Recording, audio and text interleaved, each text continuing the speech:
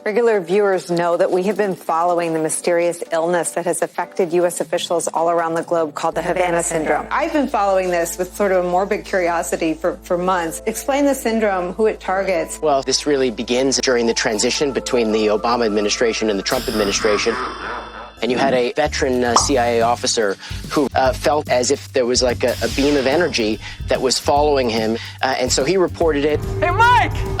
Frankly, everyone was mystified. They didn't really know what to make of it. About a month later, a second incident involves that same CIA officer. And something about the rays or the waves or the energy that was beaming towards them, it sickened them. And what's kind of remarkable about the story is the claims are scientifically implausible. The mysterious Havana syndrome. Havana syndrome, that mysterious set of ailments known as the Havana syndrome. Oh.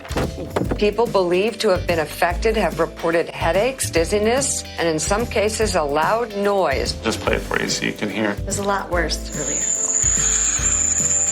It was persistent, kind of at the same level all the time. Scientists say the sounds were crickets.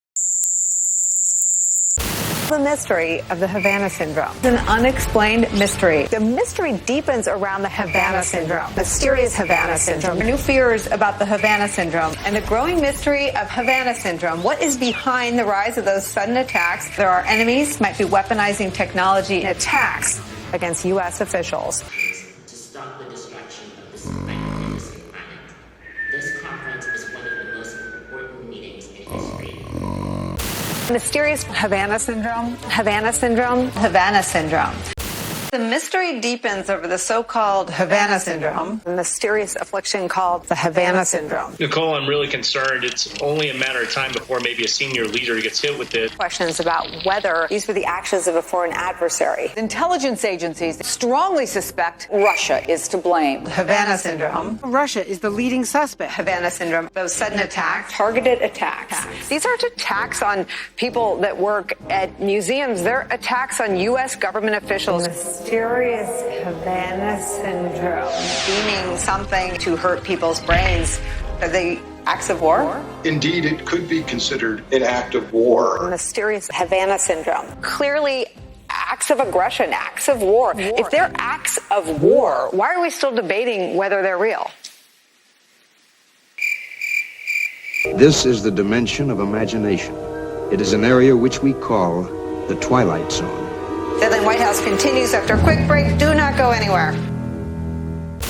On Tuesday, the House passed the Havana Act, designed to provide financial support to those believed to be suffering from symptoms of Havana syndrome.